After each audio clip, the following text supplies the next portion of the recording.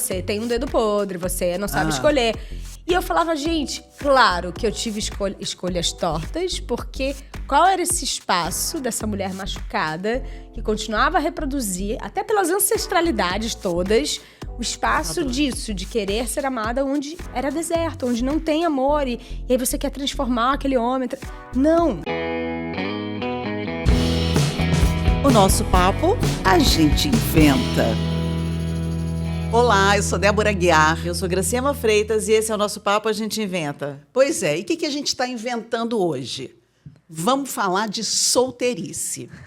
E quem é que está aqui com a gente hoje? Ela é atriz, apresentadora, empreendedora, Maitê Piragibe, maravilhosa! Bem-vinda! Obrigada pelo convite, meus amores. Estou muito feliz de estar aqui. Nossa, e a gente também. E eu esqueci de falar na apresentação que ela também é minha amiga. Adoro. É mesmo, há muitos anos. Muitos.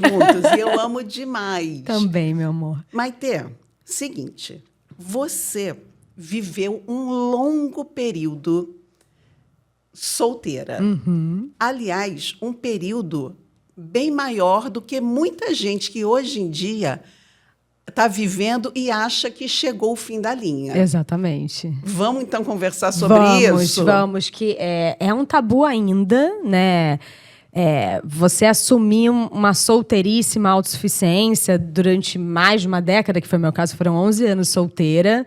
Isso eu não via ao meu redor, e eu não vejo. É muito raro uma mulher se assumir nessa jornada independente e bater no peito de falar, não, por enquanto eu ainda não encontrei um companheiro. Existem hoje muitos modelos, né, novos contratos de relacionamento que, ao longo dessa década, realmente explodiram, que é a questão da relação aberta, o próprio poliamor. E, então, as configurações e os acordos, elas se transformaram e partiram muito das mulheres. Porque a relação aberta, ela só foi dita, de fato, quando as mulheres reivindicaram a sua autonomia também, né? Até porque beneficiou muitos homens, né? Não, Exatamente. vamos combinar que relação aberta do lado do homem sempre existiu. Exatamente. Só não é oficializado, mas sempre existiu, né? Exato. E aí a mulher começou a reivindicar esse espaço. Até porque a gente começou a ter mais informações, né, sobre essas muitas ondas do feminismo e instruções de pesquisa mesmo. Então, o que seria, né, um outro lado político da monogamia? Eu me vejo monogâmica por uma questão muito mais sentimental e até romântica, mas tem um outro lado também disso, né? A monogamia vem da questão da herança, né? Desses homens que compraram nossos corpos, compram ainda em determinadas culturas, onde a mulher vem para a procriação, muitas das vezes casam com crianças, meninas, virgens, para ter a total certeza de que aquele herdeiro será dele, para não ter divisão de terras e patrimônio. Então, de novo, cai num corpo de mulher silenciado e comprado. Então, esse é o outro lado que é importante também abrir esse espaço. Então, a minha percepção nunca foi sobre uma questão política. Porque eu tenho amigas que têm relações e casamentos com relação aberta que super funcionam para elas.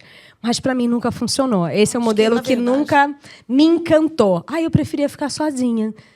Talvez nesse poliamor, mas também não era poliamor, era uma história de cada vez. Não tinha um compromisso, não tinha um nome, mas sempre uma expectativa e muitas vezes frustrações, né?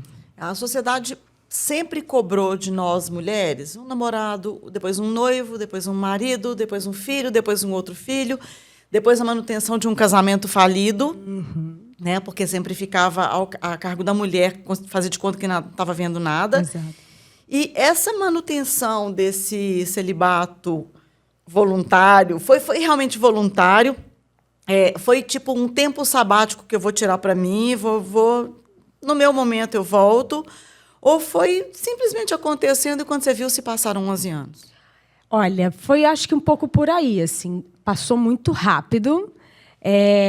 Mas houve um processo, gente, até estranho falar, porque normalmente mulheres que ficam, né, muito tempo autossuficientes, não sei, eu não tinha muito essa referência perto de mim, mas eu tinha um lugar dessa mulher frustrada romântica, essa menina, mulher, né, querendo reconstruir a família. Infelizmente, a jornada de uma mulher forte, independente, autossuficiente financeiramente, assusta os homens. Então, de alguma forma, chegava um determinado momento que esse homem, que era uma possível possibilidade de uma dupla, de uma reconstrução de família, pelo fato de eu ser mãe solo, uma filha, né, que é a minha prioridade, o meu trabalho que também é minha prioridade, esses homens, eles, o que mais repetiram foi: você me assusta. Então, existe esse espaço que é um vão, é um abismo mesmo, porque tem essa menina vulnerável que, né, nós mulheres que queremos receber, ser cuidadas, ter um amor, e tem um outro espaço que é essa mulher loba, né, que a gente aprende a desenvolver nossa potência por uma questão de sobrevivência, pelas nossas paixões, pela nossa profissão, pelo nosso maternar, que dedica muita energia. E, de repente, passou. E, ao longo, eu também, esse outro lado da relação aberta, desse, né, poliamor, as pessoas, elas estão muito perdidas, com muito medo de amar. As pessoas estão muito machucadas, muito promíscuas. Existe um lugar que, está tudo bem, essa bagunça. Não acho que está tudo bem, acho sabe? que isso é uma maquiagem. Total. Eu acho que isso é uma fachada, total. só para se proteger. Para não ser traída, para não ser humilhada, para não ser desprezada, para não dar errado. Não então perder. eu não vou nem me envolver, porque eu não perco meu Cria tempo. ali uma armadura, né? Total. Eu acho que tem muito E você disso. aprende, porque você vai se machucando. E, infelizmente, nesse jogo de sedução, quando você está solteira, existe um jogo. Durante muito tempo, eu errava, né? O que é errar? Todas as minhas amigas falam: Maitê, você não pode ser tão sincera, você não pode se entregar logo de cara. Eu falei: gente, se é para assustar, bora assustar logo. Para vazar, porque assim, eu não tenho tempo a perder. Exatamente. Né? Eu quero me entregar, eu quero uma viver fase da vida que a gente não quer paixões. joguinho mais não, Exato. né? Então, se é para jogar por medo, a maioria das pessoas entram nesse sentimento, que só dão valor quando perde, né? Ou quando fica ali, que não sabe muito bem. Eu acho isso de uma manipulação egóica, boba, sabe? Quase infantil, assim. gente Eu ia tanto falar, tempo, eu acho... né? Podia estar vivendo bem, curtindo, aproveitando. Mas tem um quê de infantilidade emocional aí, né? Tem. E muitas pessoas hoje, principalmente homens, são muito infantis emocionalmente. E aí não depende de idade, que hoje meu parceiro é 10 anos mais jovem que eu e muito mais maduro do que homens que até mais velhos que eu me relacionei, assim. Então não é uma questão de idade, é uma questão de vivência, também acho que uma questão de educação, sabe?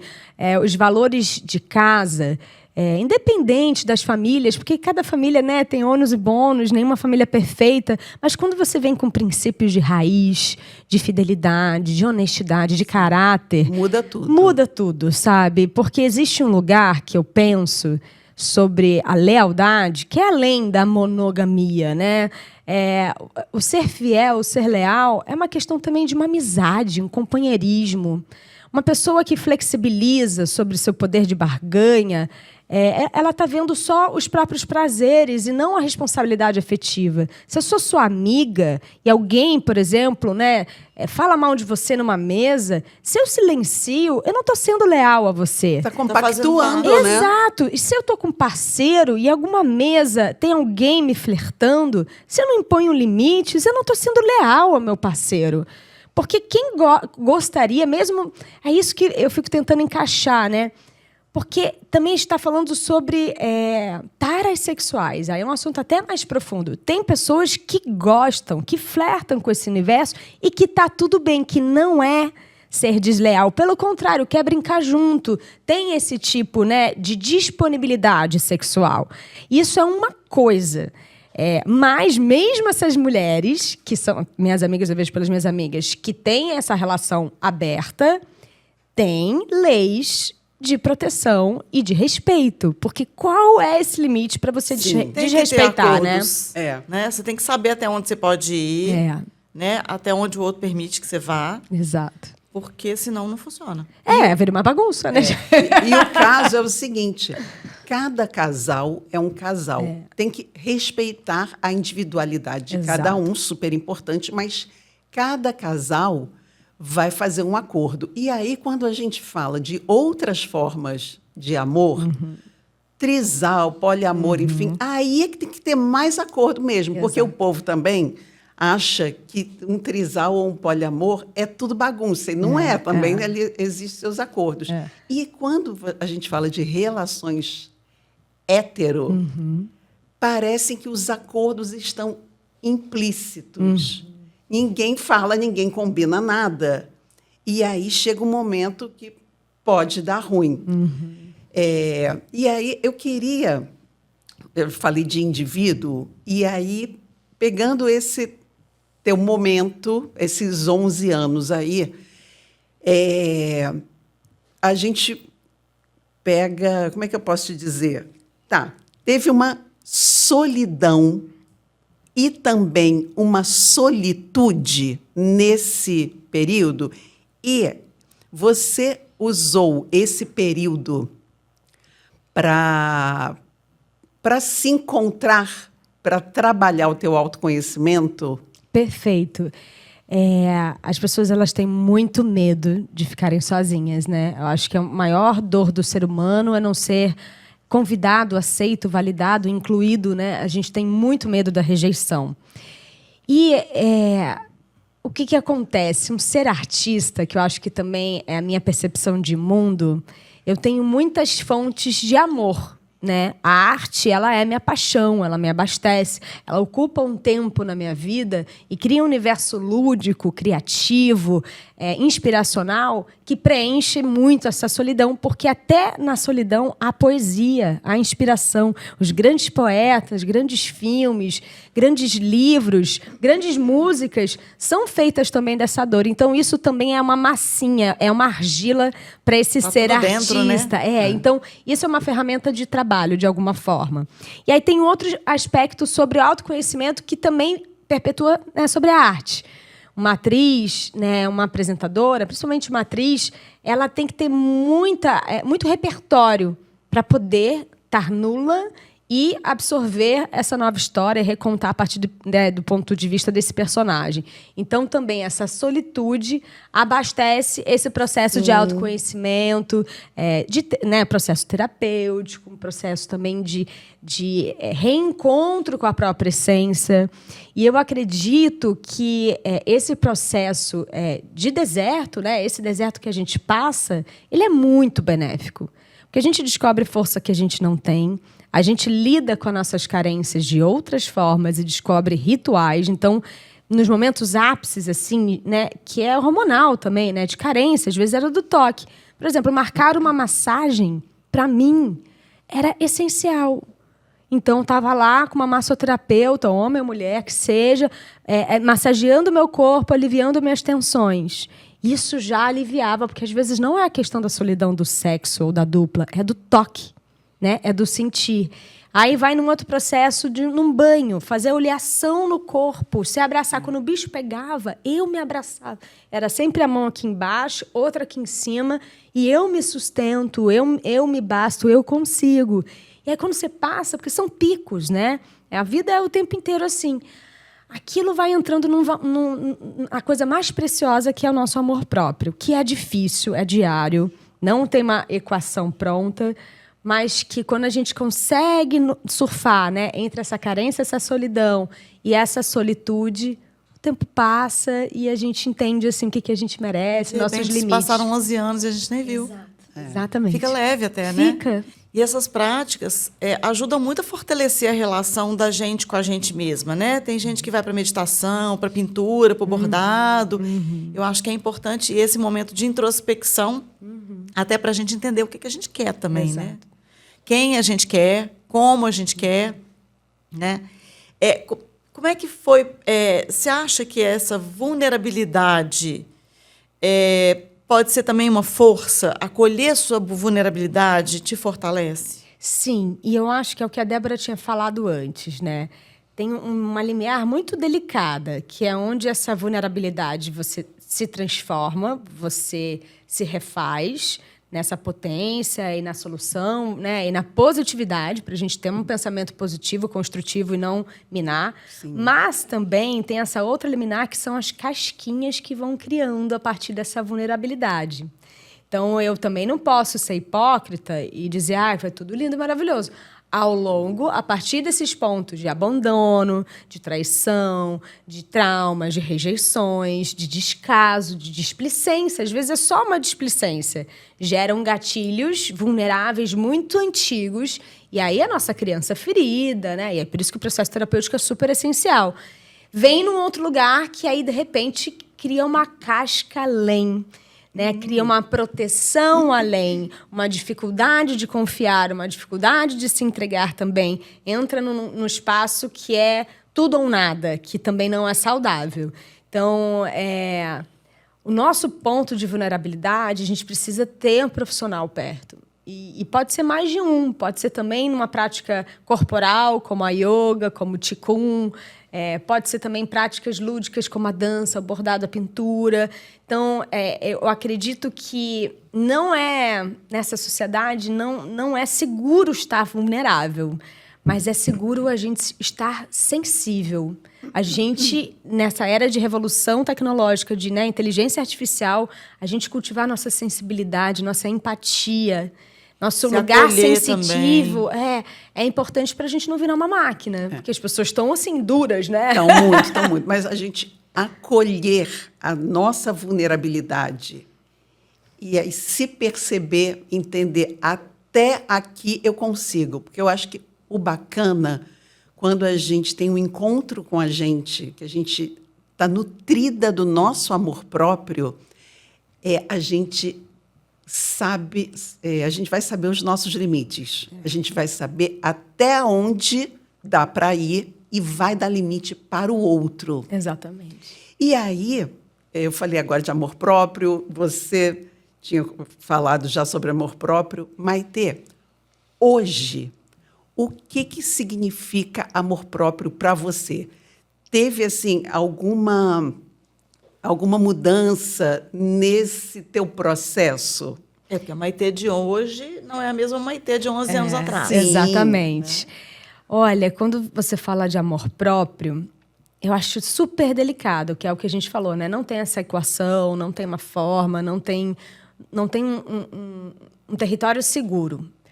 Mas o que eu posso dizer, independente das religiões, porque eu sou ecumênica, abraço todas as religiões, filosofias, mas eu acredito que o amor próprio ele está muito conectado com o amor divino. Quando a gente entrega para algo maior, né? E aí, independente da sua crença, né? De toda forma, todas as religiões falam sobre amor. Sim. Que ela é o vórtice principal de cura e conexão com o sagrado.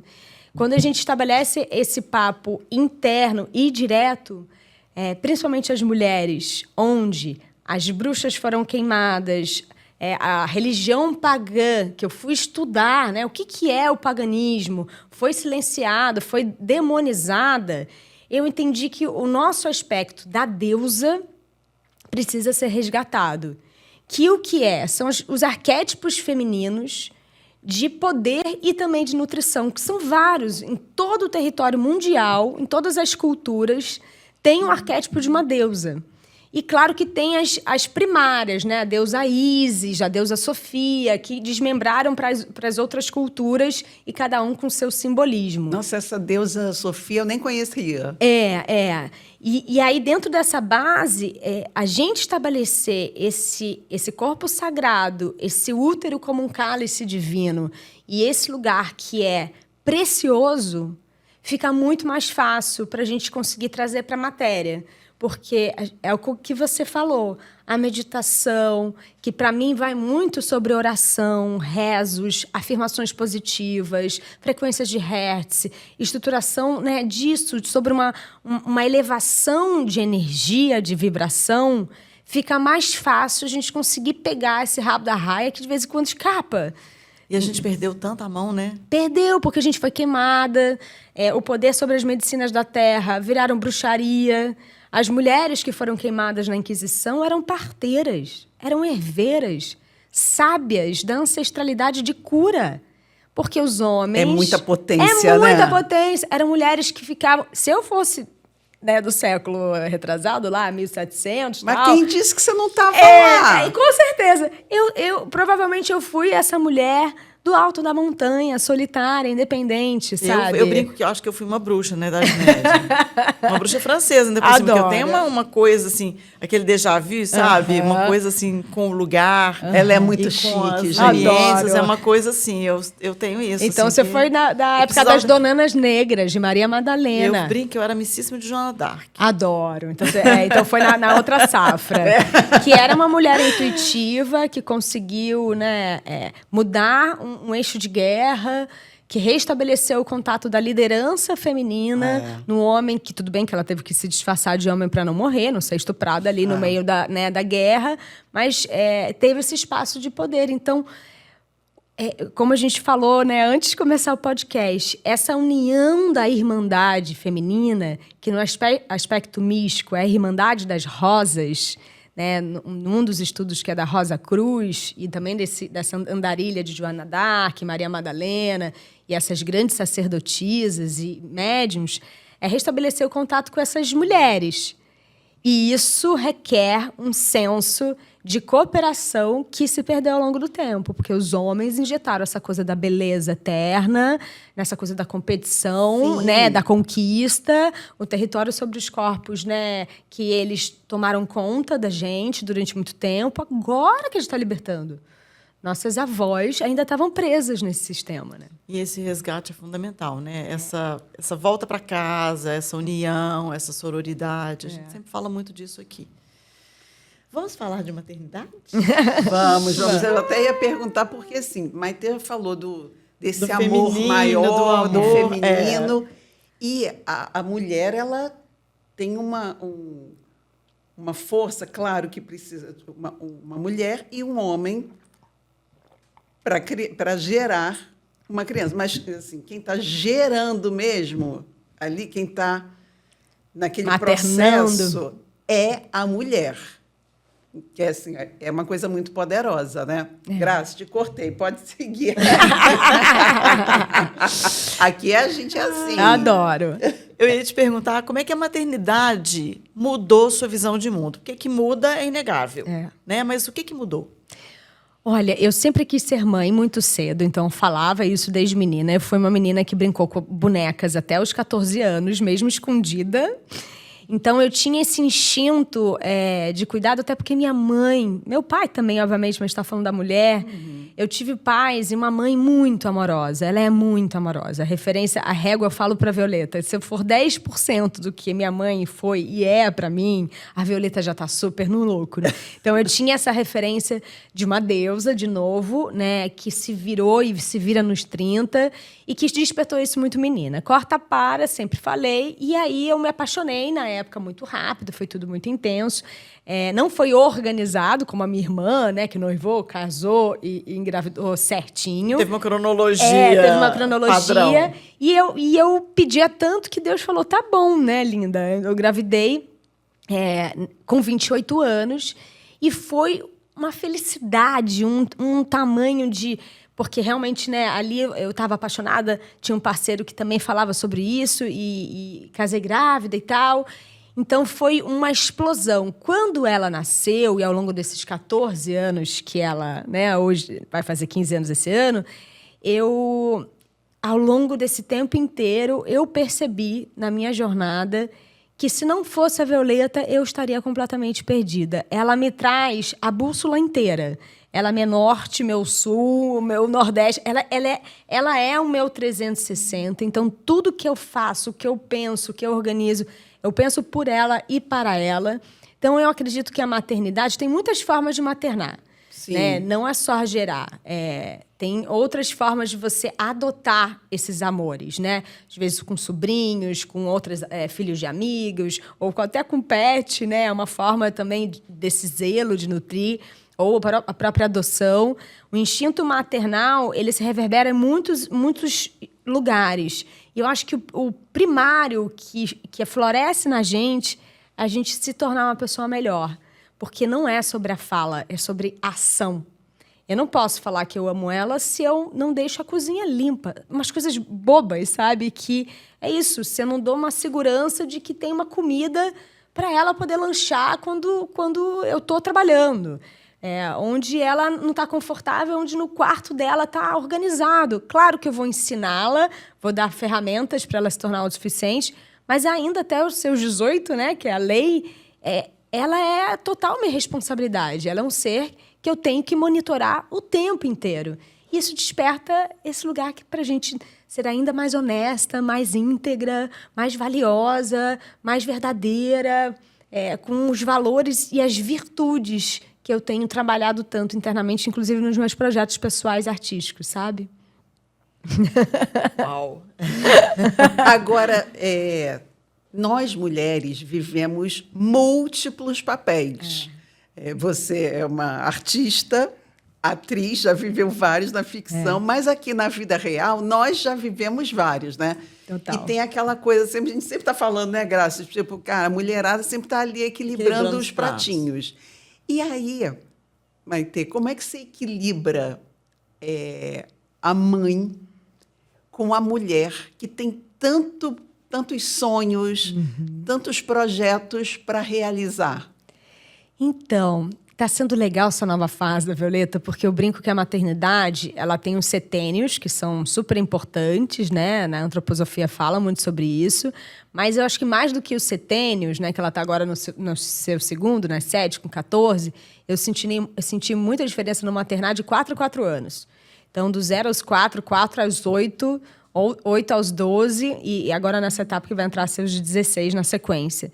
Porque, literalmente, é um bebê que, de repente, né, vira Tem vontade própria. Uma vontade própria, daqui a pouco tem autossuficiência, daqui a pouco tem uma identidade de informação, daqui a pouco tem mais opiniões, daqui a pouco tem mais força, daqui a pouco tem contradições, daqui a pouco tem a renegação sobre, né, o lugar de liderança, porque ela precisa se afirmar te enfrentando. Então, ela te desafia nesse espelho.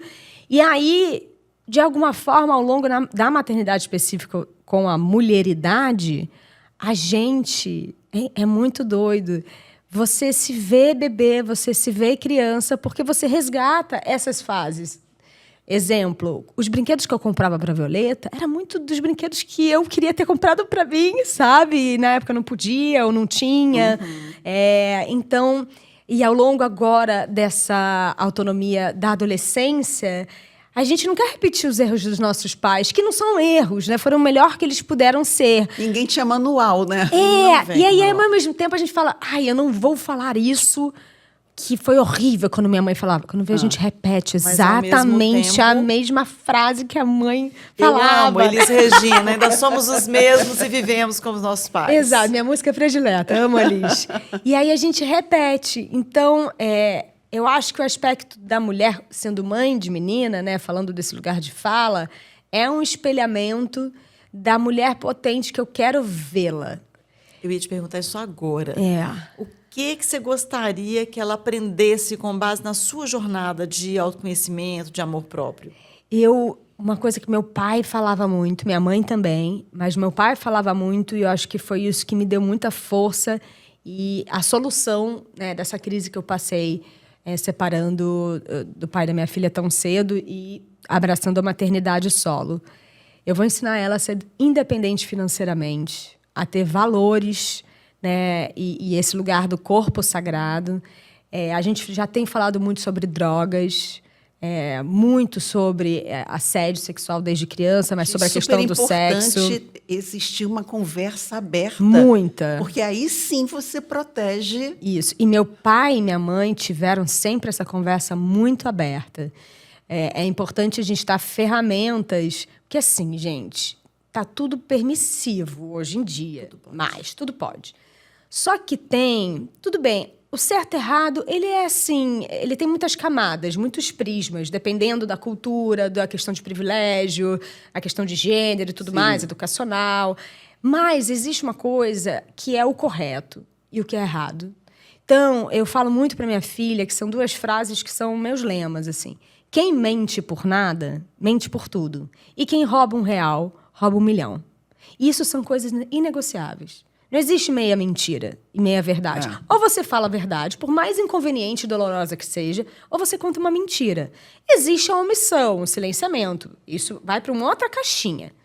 né? Você pode, de repente, se silenciar e sair por não querer abrir. É seu direito. Mas tem custo também. Tem custo, tem um preço também. Tudo tem, né? Tudo tem. Então, eu prezo muito sobre a verdade. Então, toda vez que ela faz uma besteira ou fez, mesmo na maior besteira que ela fez, e ela falava a verdade rapidamente, eu dava tanto parabéns pra ela, eu abraçava tanto ela, eu falei, não vou te botar de castigo, nem vou gritar, nem vou brigar, nem vou espernear. Porque você falou a verdade e eu vou estar aqui sempre do seu lado a partir do momento da verdade. Não mente pra mim. E às vezes é isso, Aí tipo... ela se sente mais à vontade de realmente... Com caráter. O importante é o caráter. Eu cresci com a minha avó falando, quem fala a verdade não merece castigo. Exato. Essa era a Olha que frase da minha lindo. infância. Olha que lindo. A vida inteira ouvi isso. Fico arrepiada ouvindo isso. E existe outra coisa, que essa coisa da rede social, que eu converso muito com a Lelê, porque antes, na minha geração, né, eu vim da TV, muito nova, os nossos ídolos eram os artistas, os criativos, os poetas, os músicos, os atores, os artistas. Hoje, são os ostentadores, os vaidosos, os narcisistas. Os valores mudaram, né? Mudaram. Então, hoje, o sucesso é você fazer a foto com a Ferrari, sendo que a Ferrari nem é sua. Hoje, a foto você fazer com a marca, a roupa que é emprestada e mentir. Um cenário de avião Um particular, que cenário, eu fiquei chocada com isso. Entendeu? Então, esse distúrbio do que é valoroso, do que é precioso, do que realmente tem valia, a gente precisa reconectar com essa nova geração. Né? É sobre seus feitos, é sobre seu servir, é sobre sua essência, seus valores, suas virtudes. Então, isso é o que eu quero deixar para minha filha, sabe? E, graças a Deus, eu tô conseguindo devagarzinho lapidar, porque ela é uma benção. Violeta, eu te amo, minha filha. Você é o ser, a pessoa mais importante desse planeta Terra para mim. Agora, Maitê, seguinte, você começou a trabalhar muito novinha, 7 anos. 4. Nossa! Nem sabia ler. Já aposentou umas 3 Gente, é por isso que até os 14 brincava de boneca. Eu brinquei até os 12. E que eu acho muito saudável. Muito. E então, você, de novinha, mesmo que o dinheiro não ficasse efetivamente com você, mas estava ali guardado, você sempre foi fazendo o seu dinheiro. Isso. Desde 4 anos. Isso. Jesus amado. Não, doideira sim, olha, eu acho bacana. Mas assim, é porque eu, gente, 12 anos ainda estava lá brincando de boneca, nem tchum. Mas, então você teve já uma força de trabalho, tanto no artístico. Essa força também já resvalou ali, já foi também para o financeiro. Você foi criando uma independência em vários aspectos. E aí, quando a gente fala agora, né, que o nosso tema aqui é solteirice, você ficou, então, mais de uma década solteira. E tem, às vezes, mulheres que eu atendo e que falam, gente, pois é que está acontecendo isso, aquilo, não sei o quê. Eu sou uma pessoa que também fiquei solteira por muito tempo. E eu sempre falava assim... Eu também. Eu quero muito um amor, eu quero muito um amor, eu quero muito um amor. E aí, me trabalhando, né? Trabalhando muito essa coisa do autoconhecimento, eu fui entender que eu era super indisponível. Olha. E aí, eu depois fiquei lembrando que vários momentos eu falava assim, meu marido é meu trabalho. Os decretos, né? Perigosíssimos. Não, exatamente. E minha mãe se separou. Meu pai, eu tinha 7 anos... ela fala, não vai depender de homem, porque na minha geração tinha uma coisa muito do casamento ali, muito também dependente. Claro, a mulher já trabalhava, mas tinha uma dependência. Não vai depender de homem, não sei o quê, papapá. Isso fica ali na nossa Tanta cabeça. coisa a gente vai internalizando ao longo da vida, né? E aí o que acontece? Eu estou falando de mim para passar a bola para você. Eu estava indisponível e talvez em algum momento eu estava casada com o meu trabalho. Você já refletiu sobre isso? Você estava... Porque, assim, às vezes a gente fala, eu quero um amor, mas já tem um lugar ali, energeticamente, numa frequência ali, já sendo ocupado. Totalmente. E aí, você estava casada com quem? Eu estava... então, acho que essa questão do trabalho, sim. E aí, ser atriz é um lugar muito delicado, porque é difícil para um parceiro, né? O nosso corpo é o nosso instrumento de trabalho. Então, existe essa questão da insegurança, do ciúme, dessa... Fica num pedestal, né? E também sobre a própria história, né? O meu corpo está disponível para dar a voz a outros romances, né? A outras dores, a outras disponibilidades cênicas, em que o ser atriz, a gente está falando da época lá atrás, era considerada prostituta, né? A atriz tinha uma carteirinha. Sim. Fernanda Montenegro fala sobre isso, né? Então, até pouco tempo atrás, a artista mulher era considerada uma promíscua. Então, existe esse inconsciente, de certa forma, um pouco sobre isso, de que é uma furada se relacionar com a atriz. Isso é um ponto. E aí, como tem essa barreira disso, tipo, como...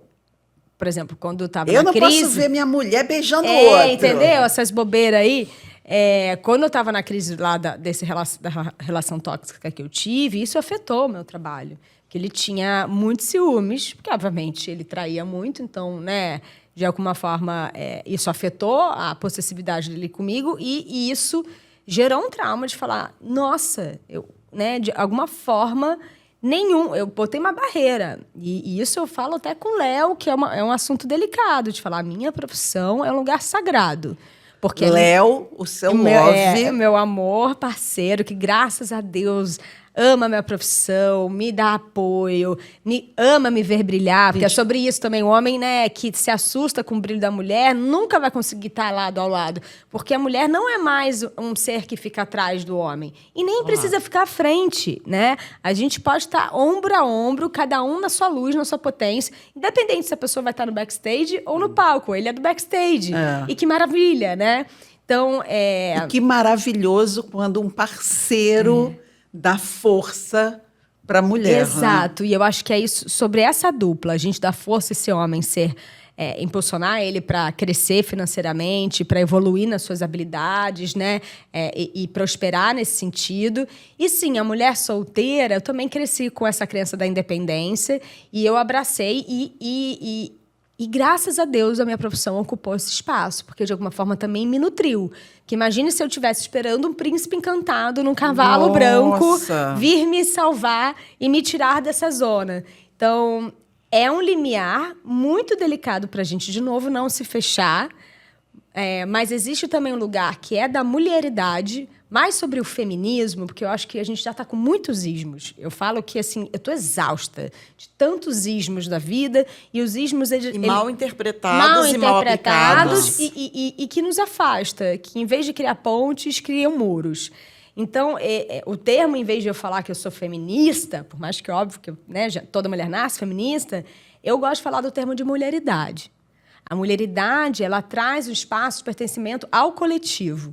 Quando eu falo mulheridade, eu falo não sobre ismos, né, dos meus pensamentos de conceitos pré-estabelecidos, mas eu trago um diálogo para uma tenda, para um círculo de mulheres, falando sobre nós, né? Traz um lugar de mulheridade nesse sentido. Então, sim, eu acho que é uma espada. Como a espada pode ser usada? Ela pode matar ou criar um espaço de proteção, de poder. Né? Como você vai usar essa espada que vai ser. Então, de alguma forma, a independência financeira, a independência criativa, cada um na sua profissão, ela te traz um senso de território sobre o seu espaço, sobre esses lugares que você vai permitir ou não entrar. Então, de alguma forma, eu acho positivo. Acho que essa é a solução para as mulheres conseguirem autonomia e saírem de relações falidas, sabe? Mas nunca foi fácil também, né? Nossa, não. Ser mulher, né? Difícil a beça, né? Agora vocês veem, gente, uma mulher linda dessa, inteligentíssima, se tá difícil para ela, imagina para nós, pobres mortais. Não, mas olha só, isso afasta. A gente estava falando sobre isso lá, né? Hoje, graças a Deus, esse lugar sobre a estética, a beleza, até porque se a gente for olhar a história da beleza, né? Falando da referência lá atrás das mulheres e o quanto isso mudou. O padrão muda tanto ao longo do tempo, né? Muito. Então, que bom. Até mesmo a gente está numa safra de mudança da perspectiva do que é a beleza, que as mulheres estão se perdendo, querendo ficar todas iguais, Sim. com a mesma boca, o mesmo queixo. Eu, 40 a mais, não fiz nada e eu fico estimulando essa beleza natural, porque vai além desse lugar da beleza. Não é sobre isso, porque isso, de alguma forma, afasta, sabe? Afasta a mulheridade. Uma mulher que é considerada bela, ela fica mais Aumenta sozinha. a rivalidade, Exato. né? Ela entra no lugar de recalque, de inveja, de afastamento. É horrível isso, sabe? E outro lugar que você vê hoje, né, que a gente está no espaço da beleza diversa, você vê mulheres com padrões, né, quebrando padrões, vai pegar sobre tudo, sobre cor, sobre shape, sobre gênero, sobre idade. Só que quando ela bota a coroa na cabeça, ela chega com esse sol no coração, cara, é a coisa mais linda do universo. E às vezes você vê mulheres perfeitas, todas, né, cheio de coisas, ou nasceram perfeitas de altura, de tamanho, de corpo. E apagadas. Apagadas. Porque precisam do outro para validar a sua potência. Então, não é mais sobre beleza, né? Porque também a beleza, ela afasta, ela impõe até um lugar de, deixa eu ver.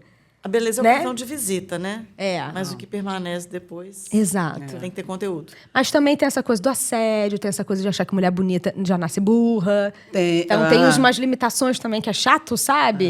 Que afasta.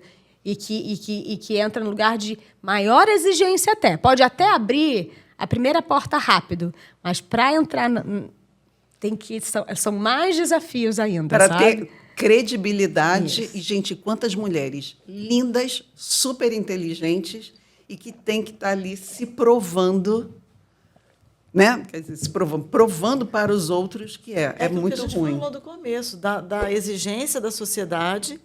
Muitas mulheres têm pânico de solidão, morrem de medo de morrer solteiras, de ficarem sozinhas. Que é sinal de né? fracasso, E né? muitas das vezes, eu acho que as pessoas precisam analisar, talvez, se isso é realmente um medo genuíno, se ter alguém é uma vontade genuína, ou se você está só cumprindo um papel e dando uma satisfação para as outras pessoas. Exatamente. Mas está tão instaurado na gente.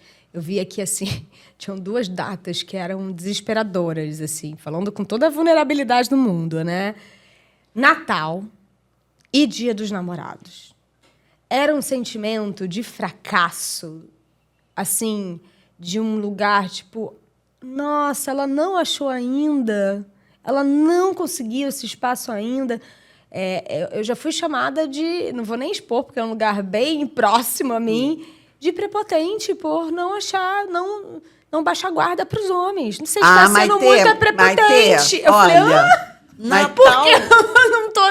Né? Maitê, tá escolhendo demais. Exato. E E aí Natal? fica aquela coisa assim, não tem uma tia, alguma coisa assim, minha filha, tão linda. Uma dó. Mas tá sozinha como? Tanto tempo, Você não dó. tem mais idade para ficar escolhendo tanto. Exato. Nossa, aí 40 a mais já entra nesse espaço, né? Ainda, né? A gente está no século XXI e ainda existe isso, né? E aí tem que ter muito processo de desenvolvimento humano, né? Processo de desenvolvimento pessoal, de autoconhecimento, para você entender que essa é a perspectiva do outro. E aí, para você se libertar dessas amarras e julgamentos, é você olhar e falar, eu admiro esse casamento que ela vive. Pois Porque é, na maioria tem das isso. vezes, quem está te cobrando uma posição é quem não tem aquela posição. inclusive. Ou até vive uma perspectiva feliz, mas que dentro dos meus limites, por exemplo, felicidade. sobre machismo, eu não aceitaria e não seria feliz. Então, a felicidade dela não quer dizer que é a minha, né? E é por isso que a gente precisa saber nossos limites, porque senão a gente... Aconteceu uma coisa comigo que eu acho que aqui eu nunca contei, eu falei poucas vezes na vida. Eu sou viúva. No velório do meu marido, eu fui abraçada por 2 pessoas que falaram comigo, não preocupa não, você é nova ainda, você casa de novo. Nossa, no dia é Gente, demais. cê Ai, pensa. fico toda arrepiada. Ai, que falta Cê de pensa, educação, que loucura, né? né? Falta de... Sem noção. Se Sem passaram noção. 14 anos, eu não casei de novo. Ah, Tá tudo bem. exato. E não é o meu projeto no momento, não sei nem se vai ser algum dia, porque também eu não Sim. falo É que nem dessa minha água eu não Dinda, beberei. É, que nem minha Dinda também. Meu Dindo faleceu dormindo, jovem, né? Não jovem, né? Ele já tinha vivido bastante, mas jovem, assim. E ela é tão apaixonada pelo meu Dindo. Dinda, te amo. Que é esse lugar que, assim... Ela fala, Dinda, eu já vivi meu grande amor, então o Dindo tá comigo, eu sinto falta dele. Eu não Mas quero, aí- né? E tá tudo bem a gente aceitar essa mulher também, Sim. que já preencheu isso, que já fez esse cheque, Mas né? deixa eu te falar, aí eu já não concordo, sabe por quê? É. Eu ouvi também de outras pessoas no começo, você viveu o seu grande amor. E durante muito tempo eu acreditei nisso. Depois eu falei, gente, por que eu tenho que ter tido, tem direito só a um grande amor? Por que você não pode ter um outro grande amor? Totalmente. Eu falei isso pra minha Dinda. Eu falei, mas Dinda, ele foi seu grande amor, mas você tá viva. Exatamente. Naquele período Naquele ali- Dindo tava. E aí eu falei, e o Dindo queria que você, né, continuasse com a possibilidade de né? Ela não quer, não, minha vida, é que eu não quero. E aí eu entendo ela, porque também isso tem um tempo pra gente abrir essa portinha. Ninguém tem que escancarar, ninguém tem que acelerar, né? A gente tem a hora certa. E também, gente, eu acredito em uma coisa que também, assim, foi só quando eu entreguei a Deus. Eu já estava no processo de muitas decepções, muitas frustrações. Eu dobrei meu joelho. Eu dobro o joelho e faço, que eu sempre oro, estou sempre conversando.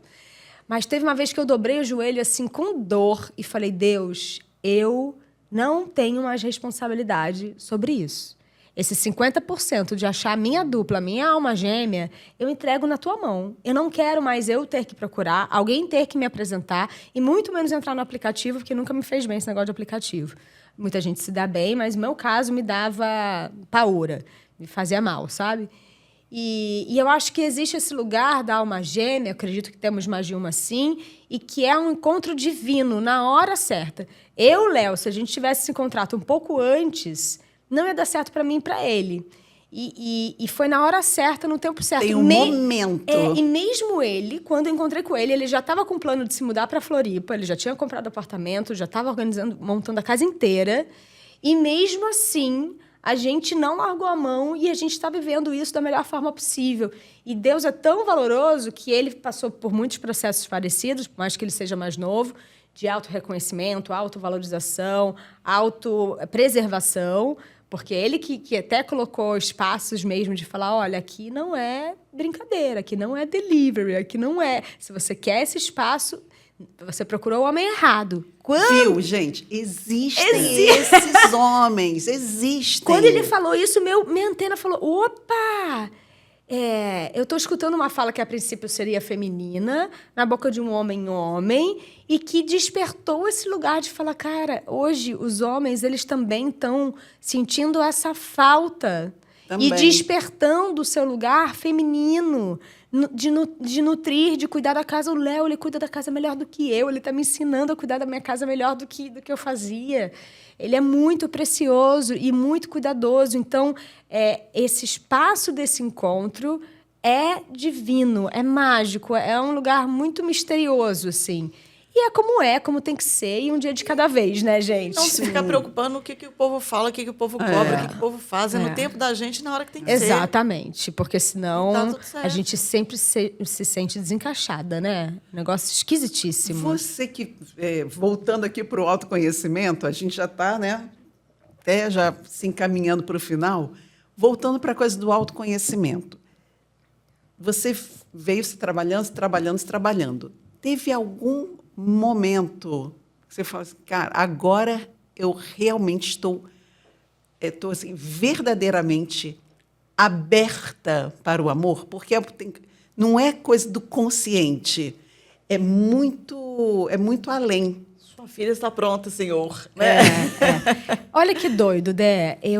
A gente já conversou, né, no Sim, offline algumas sim. vezes sobre isso, até porque a Dé tem um trabalho maravilhoso de desenvolvimento justamente desse Afetivo. desse espaço afetivo, não só de solteiras como de casais. Então já é uma mestra aí, né? Chama a Dé, que ela me ajudou vários momentos, né, íntimos. E é tão difícil porque muitas vezes eu falava que eu não estava pronta para casar, então no início de tudo eu estava bem fechada e é isso, eu estava me cicatrizando. Não, claro. E respeitei isso. Mas quando passou 4 anos, porque na minha vida eu namorei 4 anos, separei 4 anos né, namorei Você falou, você tem uma coisa de quatro quatro ali, né? E aí, quando eu entrei no meu 4º ano solteira, depois da separação, falei, agora vai, né? Eu tenho esse ciclo, então, eu acho que passou um bom tempo. E falei, tô pronta. Depois de 4 anos renegando. Só que o campo quântico, a gente está falando sobre física quântica mesmo, a reverberação energética, a vibração, os decretos. A palavra tem poder mesmo. Muito, muito. Aquilo reverbera no nosso campo e não é um botão que você fala, agora é isso. Como a prosperidade, o sucesso, a saúde. Porque o que a gente está comendo hoje de besteira vai reverberar no nosso campo não agora, mas às vezes durante anos no nosso sangue, nosso colesterol, né? Então, é isso. A nutrição, a palavra, a atitude, o pensamento, ele cria, se forma e não é no nosso tempo cronológico real. Então, às vezes, a gente quer mudar um padrão, um vício, um hábito ruim. E a gente precisa ser muito disciplinado para aquilo realmente dissipar da sua vida. E um fumante, por exemplo, vai ficar durante anos para limpar e às vezes nunca vai limpar. Ou um vício mais grave de drogas e outras coisas. Então, vai estar no seu sistema. A crença limitante é a mesma coisa. Então, quando 4 anos eu falei, tô pronta, eu fiquei esses anos todos falando, gente, o que eu estou fazendo de errado? Porque a sociedade me minava falando, você tem um dedo podre, você não sabe escolher. E eu falava, gente, claro que eu tive escolhas tortas, porque qual era esse espaço dessa mulher machucada que continuava a reproduzir, até pelas ancestralidades todas, o espaço disso, de querer ser amada onde era deserto, onde não tem amor, e aí você quer transformar aquele homem. Não. E aí eu acho que eu só abri mesmo. Nos últimos anos eu já estava aberta e acho que curando mais isso. Então, foi esse processo que foi passando rápido. E no ano passado foi esse checkmate, assim. Foi porque eu silenciava muito para esses homens todos ao longo desses 11 anos. Eu não queria ser a chata, eu não queria cobrar amor, eu não queria cobrar responsabilidade afetiva. E eu deixava. Aí, eu fazia assim, ele voltava. Eles, né? Cada um no seu tempo. E eu falei, gente, como é que modula o compromisso? E eu perdi muitos amigos ao longo da jornada por isso também, de falar, cara, eu não quero mais ter que ser amiga sozinha. E eu comecei a soltar. Cara, não sou eu que vou fazer a manutenção disso sozinha, não sou eu mais. E parei de procurar. Teve um ano de 2023 que eu fiquei 10 meses sem beber álcool, sem fumar, eu parei de fumar essa época, e sem sexo. Foram os 10 meses mais limpos e mais potentes da minha vida, de habilidade, de proatividade, quando a gente fica mais disposto. Foi muito importante para mim. E aí, nesse espaço, eu comecei a soltar aqueles amigos que só eu que procurava. Aí parei de mandar mensagem. Pois a gente fala também todas as relações, todas as relações, todos os amores. Não dá para você só dar ou só receber. Exato. É uma troca. E aí chega uma hora que você tem que soltar, você tem que viver um pouquinho na ostra para ver quem se importa comigo de verdade. Quem vai sentir falta de quem verdade? Quem vai perguntar só, e aí, tá tudo bem? É porque você Sabe? sempre procura. No dia que você para de procurar, alguns vão sentir falta e vão questionar a sua ausência. E Isso. outros, tá tudo bem, não vão A nem maioria vai perceber. embora. A maioria vai embora e a gente tem que lidar com o abandono mesmo com maturidade. Não dá. Não dá pra gente ficar essa criança esperneando e fazendo chilique e achar que é pessoal, porque não é nada pessoal. Uma pessoa é um planeta inteiro. A gente tá aqui, orbitando planetas. Uma pessoa é o universo inteiro. Nesse fluxo eu soltei. E foi quando eu dobrei. Eu já estava conversando com Deus. Às vezes eu brigava com Deus, sabe? Eu falava, Deus, o que eu fiz? O que eu fiz de errado? E não, era para justamente entender a validação disso. O que é o amor? O que é o sucesso? O que é hoje a prosperidade financeira para mim? Qual é a minha medida da prosperidade e da gratidão pelo que eu tenho? Qual é a saúde? Qual é a minha relação com o meu sexo, independente do sexo do outro? Né? O que é o maternal? É isso, pra gente. A sua medida é diferente da minha, que é diferente da sua. E a gente tem que parar de comparar esses gráficos, que é diferente. Então, soltar, que é difícil, é o melhor caminho. Não tem jeito. Eu ia perguntar agora, tá? Já antecipou.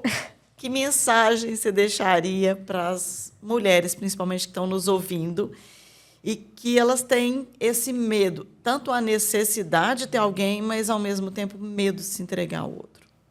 Olha, mulherada... eu acho que é isso. Eu não estou no lugar de solução, porque nós sofremos juntas, porque também entra no outro papo, que vale em parte 2, que é a dificuldade de se relacionar, né? Mas já está convidada. Adoro, dia, né? pode voltar. Que é esse espaço da parte 2, porque estar sozinha é muito mais fácil do que estar uma dupla. Você ser autossuficiente, você lidar com seus desertos, com seus demônios, é muito mais fácil que é você e você. Então, você vai sujar a louça e você vai lavar, porque não tem ninguém. Uma coisa é você orbitar esse espaço conjunto, que você tem que trabalhar o amor incondicional, o amor que não é egoísta, o amor que não é narcisista, que não pode ser egóico, porque senão vai para outro lugar que não é amor. Né? Então, o meu conselho para as mulheres, eu tenho falado muito isso nos lugares que estão me convidando esse ano, são as medicinas da Terra. Não existe outro espaço para a gente reconectar com o nosso corpo sagrado, a não ser pela medicina natural. E eu estou falando dos cristais, a cura pelos cristais. A cristaloterapia vem aí, segundo semestre, tenho novidades que, se tudo der certo, vou começar o atendimento para mulheres e para pessoas, né? Mas acredito que vai ser muito para mulheres, que o meu público é muito feminino. A aromaterapia natural, a perfumaria botânica, que eu estou fazendo essa fusão desse protocolo de atendimento, né? Unindo o poder da cura dos óleos essenciais, das ervas, junto com o poder da cura dos cristais que Deus deu para a gente, que é um resgate dessa ancestralidade, dessa mulher sábia. E um aspecto que é muito importante é o nosso corpo. É descobrir dentro do nosso corpo o nosso labirinto. O nosso útero é um lugar sagrado, os nossos órgãos sexuais, o nosso clitóris é um campo autossuficiente que a gente tem que aprender a ter autonomia para a gente ter essa chave para poder ter gozos múltiplos com a gente. E não é só sobre a sexualidade, é dançar, é soltar nosso corpo, é fazer uma yoga, é trabalhar em movimental, Qigong, que a minha terapeuta faz, que é um movimento energético super legal, ou qualquer outra prática corporal, por mais difícil que seja no inverno, né? A gente conseguir sair e terapia. Uma mulher que tem uma boa terapeuta ou um terapeuta, a gente canaliza para esse espaço onde um profissional não vai estar numa mesa de bar com um álcool dando conselhos tortos, a partir de uma perspectiva pessoal. Vai ter um profissional. Então, a minha terapeuta, Vivida Cultive, que é o trabalho que ela faz da Cultive, eu sempre posto ela, a Vivi maravilhosa, ela tem um trabalho energético. Então, ela faz constelação, ela tem um trabalho de Theta Healing. Então, também trabalhar o vibracional, o energético, o espiritual. Então, a mulher tem que trabalhar corpo, mente e espírito. É esse tripé. É isso. Não tem jeito. Ai, amada. Que delícia. Eu tô torcendo pela parte 2. Adoro. Não, vamos, gente, vamos. olha só. Parte Que eu sou 2, aprendiz, hein? eu sou aprendiz de amor. Falo pro Léo, Léo, tenha paciência comigo, eu nunca amei. Então, né, a gente... Mas, gente, que lindo, uma construção juntos. É sobre isso. Ai, que maravilha. Maitê, obrigada. Amei Que papo demais. maravilhoso. Ai, gente, vocês gostaram também? Bom, quem está aqui faz o seguinte, gostou? Manda para as amigas, manda para todo mundo. Pelo menos 2 pessoas vocês vão mandar, né? E olha só, se inscrevam aqui, para quem não está inscrito, se inscreva. A gente está no YouTube e aonde? No Spotify, @o Nosso Papo a gente inventa. No TikTok e no Instagram, @o Nosso Papo a gente inventa. É isso aí, toda quarta-feira. Beijo! Beijo!